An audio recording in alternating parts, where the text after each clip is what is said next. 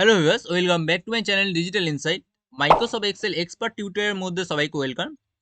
তো আমরা এটা টিউটর পার্ট নাম্বার 20 এর মধ্যে চলে এসেছি। তো যারা এই চ্যানেলে নতুন, যাতে না আপনাদের কাছে দিয়ে এমন টাইপের ভিডিও মিস হয়ে যায়, আপনারা আমার চ্যানেলটা সাবস্ক্রাইব করে রাখুন যদি নতুন হয়ে থাকেন, এবং ভিডিওটা ভালো লাগলে অবশ্যই লাইক করুন। তো আমরা আগের পার্টের ভিডিওর মধ্যে 19 পার্টের ভিডিওর মধ্যে দিয়ে ইফ ফাংশন শিখেছিলাম, এন্ড ফাংশন শিখেছিলাম, যেটা খুব ইম্পর্টেন্ট। সবাই জানাটা খুব জরুরি যারা এক্সেল ইউজার, বিশেষ করে যারা শিখছেন। এবং এই পার্টের মধ্যে আমি অর আর ইফ এরর ফাংশনটা দেখাবো, এটাও খুব ইম্পর্টেন্ট। তবে এর কনসেপ্টটা আগে ক্লিয়ার করব আপনাদের, তারপরে গিয়ে আমরা কিভাবে অ্যাপ্লাই করতে হয় সেটা দেখব।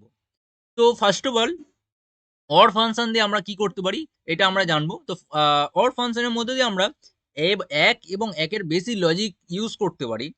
এক এবং একের বেশি লজিক কোথায় ইউজ করতে পারি? আরেকটা ফাংশন আছে যেটা এন্ড ফাংশন। এন্ড ফাংশনের মধ্যে দিয়ে আমরা একটা এবং একের বেশি ফাংশন, আমরা একটা এবং একের বেশি লজিক ইউজ করেছিলাম। যেমন তার ডিপার্টমেন্টের মধ্যে কি থাকতে হবে, যেমন ফর এক্সাম্পল একটা যদি বলি, তার কাস্ট সার্টিফিকেট থাকতে হবে এসসি, তাহলে সে সিলেক্টেড, আর তার জেন্ডার হতে হবে মেল। ঠিক আছে, এই দুটো ক্রাইটেরিয়া যদি ম্যাচ করে কোনো পার্সনের, তাহলে গিয়ে তার রেজাল্টে যে কোনো একটা জায়গায় এখানে রেজাল্টে শো করবে ট্রু ভ্যালু বা পাস অথবা ফেল, বা তার যে কোনো ডিটেলস শো করবে। ট্রু ভ্যালু জায়গায় যে কোনো নাম্বার হতে পারে, ফলস ভ্যালু জায়গায় যে কোনো নাম্বার হতে পারে। অর ফাংশনের মধ্যে দিয়ে আমরা কিন্তু এখানের মধ্যে দিয়ে আমরা এন্ড ফাংশনের মধ্যে দিয়ে কি দুটো লজিক যদি ঠিক হয়, তারপরে গিয়ে কিন্তু ট্রু ভ্যালু পাই।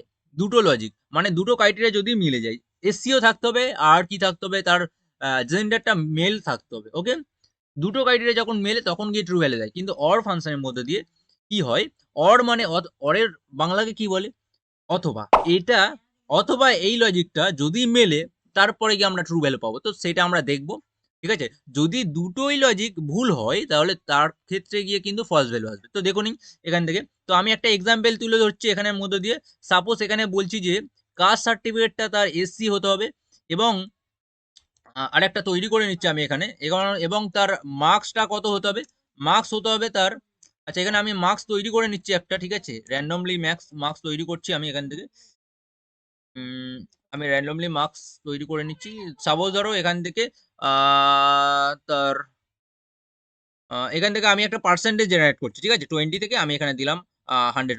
তো এই যে পার্সেন্টেজটা আমি এটা এটা জাস্ট সাপোজ একটা পার্সেন্টেজ জেনারেট করছি। ওকে, তো আমি এটা কপি করে এন্ড এখানে গিয়ে আমি পেস্ট করব। তো এইটা আপনারা স্কিপ করুন, আমি জাস্ট এটা ভ্যালুটা লিখে নিচ্ছি এখন। ঠিক আছে, আপনারা ম্যানুয়ালি লিখে নিতে পারেন, আমি আপনাদের প্র্যাকটিক্যালি দেখানোর জন্য আমি লিখে নিলাম।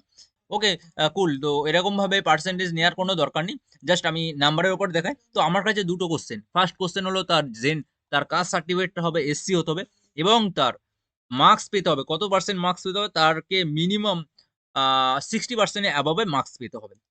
তো আমার কাছে দুটো লজিক। ওকে, দুটো লজিকের মধ্যে আমরা অর ফাংশন যেহেতু শিখছি, দুটো লজিকের মধ্যে যদি একটা লজিক মানে একটা ক্রাইটেরিয়া যদি ম্যাচ খায়, হয় কাস্ট সার্টিফিকেট থাকলে হবে, না হলে তার কাস্ট সার্টিফিকেট এক্সি থাকলে হবে, না হলে যদি না তার 60 এবং নাম্বার হয় তাও চলবে। অথবা, অর মানে অথবা, বাংলায় অথবা বলা হয়। তো অরটা আমরা ফাংশনটা এরকম ভাবে ইউজ করব। ফার্স্ট লজিকটা কি বলেছি আমি, তার কাস্ট সার্টিফিকেটটা থাকতে হবে এসসি। তো আমি লিখে দিলাম এসসি। ইকুয়াল সাইন কেন দিলাম, আমি ইফ ফাংশনের মধ্যে দিয়ে ডিসকাস করেছিলাম। অবশ্যই আপনারা ইফ ফাংশন এই আগের ভিডিও টিউটোরিয়ালটা গিয়ে দেখুন। তাহলে ইকুয়াল সাইন কোথায় ইউজ করবেন, লেস দেন গ্রেটার দেন কোথায় ইউজ করবেন, greater than equal, less than equal, সব এক্সপ্লেন আমি ডিটেলসে করেছিলাম। ওটা গিয়ে আগে গিয়ে দেখে নিন, তো বুঝতে পারবেন। আমি তবুও বলে দিই ইকুয়াল সাইনটা ইউজ করছি কারণ এখানে টেক্সট বোঝাতে, টেক্সটের কখনো বড় অথবা নিচে বোঝায় না। আমি বলতে চাইছি যে এই সেলের মধ্যে এসসি লেখাটা থাকতে হবে, ফার্স্ট ক্রাইটেরিয়া আমার কাছে, ফার্স্ট লজিক। সেকেন্ড কমা দিলাম, সেকেন্ড লজিক স্টার্ট হলো। দেখুন সেকেন্ড লজিকটা কি ছিল, আমি বলেছিলাম যে 60% এর উপরে মার্কস থাকতে হবে। তো যে কোনো এর পার্সনের মধ্যে এর কিন্তু 60% এর উপরে মার্কস থাকতে হবে। তো আমি এখানে দিলাম 60 উপরে নাম্বার থাকতে হবে। ওকে, তো আমি ব্র্যাকেট ক্লোজ করলাম অ্যান্ড এন্টার করলাম। দেখুন এখানে ট্রু ভ্যালু কেন আসছে, কারণ এখানে একটা ক্রাইটেরিয়া কিন্তু ম্যাচ খাচ্ছে, এই ক্রাইটেরিয়াটা ম্যাচ খাচ্ছে না। কেন ম্যাচ খাচ্ছে না, কারণ আমি বলেছি এর মধ্যে 60 উপরে হতে হবে, তাও কিন্তু এটা ট্রু ভ্যালু এসছে কারণ একটা ম্যাচ খেয়েছে। এটা আমি যদি ড্র্যাগ করে দিই, এখানে একটু খেয়াল করুন, এখানে ট্রু ভ্যালু, এখানে ট্রু ভ্যালু, কিন্তু এখানে ফলস কেন, কারণ এখানে কাজটাও ম্যাচ করছে না, আর তার সাথে সাথে মার্কসটাও কিন্তু ম্যাচ করছে না। অর্থাৎ এখানে ওই জন্য রিটার্ন হিসেবে কি আসছে, ভ্যালু হিসেবে সেটা ট্রু ভ্যালু আসছে না, সেটা ফলস ভ্যালু আসছে। দুটোই লজিক কিন্তু ভুল। অর ফাংশন দুটো লজিক যদি ভুল হয় তাহলে সঙ্গে সঙ্গে সেটার ফলস ভ্যালু করে দেয়। ওকে, কিন্তু ইফ কিন্তু অ্যান্ড ফাংশন দুটো লজিক যদি ঠিক হয় তাহলেই কিন্তু আমাদের কি দেয়, ট্রু ভ্যালু দেয়। কিন্তু অর ফাংশনের মধ্যে দেখুন একটা লজিক ঠিক হচ্ছে, অর্থাৎ একটা ক্রাইটেরিয়া ম্যাচ করছে, এসসি থাকলে হবে, অথবা আমি 60-এর উপরে দিয়েছিলাম কিন্তু 60-এরটা মেলেনি, একটাই শুধু ম্যাচ করেছে, তার ক্ষেত্রে কিন্তু ট্রু ভ্যালু হয়ে গেছে। অরের মধ্যে দুটোই যদি ভুল থাকে তাহলে ফলস ভ্যালু, আর দুটোর মধ্যে যদি একটা ঠিক থাকে তাহলে ট্রু ভ্যালু দিবে। তো আশা করছি আপনারা বুঝতে পেরেছেন অর মানে অথবা এটা অথবা এটা। তো আশা করছি আপনাদের এইটুকু ক্লিয়ার হয়েছে অর ফাংশনটা কিরকম ভাবে ইউজ করবেন। এরপরে আমরা দেখব ইফ এরর ফাংশন। এই ফাংশনটাও খুব ইম্পর্টেন্ট ফাংশন। ইফ এরর ফাংশনটা কি হয় অনেক সময়, সাপোজ ধরুন এখানের মধ্যে দিয়ে আমি কিছু যোগ করতে যাই, আমি বোনাস অ্যামাউন্টের এখানে কিছু অ্যামাউন্ট লিখে নিই 5000, ওকে, অ্যান্ড এটাকে ড্র্যাগ করে দিলাম, ওকে। তো এখানে একটু লক্ষ্য করুন, ধরুন আমি এখানের মধ্যে দিয়ে রেজাল্ট আউট করতে মানে নিট অ্যামাউন্টটা ক্যালকুলেট করতে চাইছি, নিট অ্যামাউন্ট। আপনারা কমেন্ট করে জানাবেন যে আর কিসের উপর আপনাদের ভিডিওটা লাগবে। অবশ্যই কমেন্ট করবেন, নাহলে গিয়ে আমি তারপরে গিয়ে কিন্তু ভিডিওটা করতে আমি একটা আলাদা লেভেলে মোটিভেট হই। তো অবশ্যই আপনারা ভিডিওতে কমেন্ট করুন কেমন লাগছে এবং আপনাদের কিসের উপর ভিডিওটা লাগবে নেক্সট ভিডিওটা, ওকে। তো আমি সেটার উপরে নেক্সট ভিডিওটা বানিয়ে দেবো, ওকে। তো এখানের মধ্যে দিয়ে দেখুন আমি চাইছি যে আমি এখানের মধ্যে দিয়ে কিছু কিছু ভ্যালু আমি ডিলিট করে দিচ্ছি, ওকে। কিছু কিছু ভ্যালু আমি ডিলিট করে দিলাম, ইভেন আমি কিছু ভ্যালু আমি কমা বসিয়ে দিলাম। তো এখানের ক্ষেত্রে আমরা যখন কোনো কিছু যোগ করতে যাই, সাপোজ ধরুন এই স্যালারিটা প্লাস বোনাস স্যালারিটা দুটো যোগ করলাম, এখানে ড্র্যাগ করে দিলাম। এখানে ফলটা কি হচ্ছে দেখুন, এখানে ভ্যালুগুলো মাঝে মাঝে কিন্তু এরর আসছে। এখানে দেখুন এখানে এরর আসছে না, ধরুন এখানে কমা দিয়ে দিলাম, এখানে এরর আসছে। এখানে এরর আসছে না, ধরুন এখানে হ্যাশ পড়ে গেছে, এখানে এরর আসছে। তো এই যে এরর গুলো, এই এরর গুলোকে আমরা যদি অ্যাভয়েড করতে যাই তাহলে আমরা কি করতে পারি, এরর ফাংশন ইউজ করতে পারি। যদি এড়িয়ে চলতে যাই তাহলে আমরা কি ফাংশন ইউজ করতে পারি, এরর ফাংশন। তো এরর ফাংশনটা কিভাবে ইউজ করবো দেখুন, ইফ এরর, যদি এরর হয় কোথায়, এই ভ্যালুর মধ্যে, এই ভ্যালুটা যদি এরর হয় তাহলে কি হবে, ভ্যালুটা সিলেক্ট করবেন যেই ভ্যালুটার মধ্যে আপনি এররটা অ্যাভয়েড করে চলতে চাইছেন, সেই ভ্যালুটা সিলেক্ট করবেন, কমা দিলেন। এখানে কি চাইছে ভ্যালু যদি এরর হয় তাহলে কি করব, আমি দিয়ে দিলাম ভ্যালু যদি এরর হয় তাহলে স্পেস থাকুক, কোনো দরকার নেই, স্পেস থাকুক, জাস্ট সেটা ফাঁকা সেল লেখা। তো আমি স্পেসের জন্য ডবল ইনভার্টেড কমার মধ্যে একটা হালকা করে স্পেস দিলাম, ডবল কমা আমি ক্লোজ করলাম, ঠিক আছে।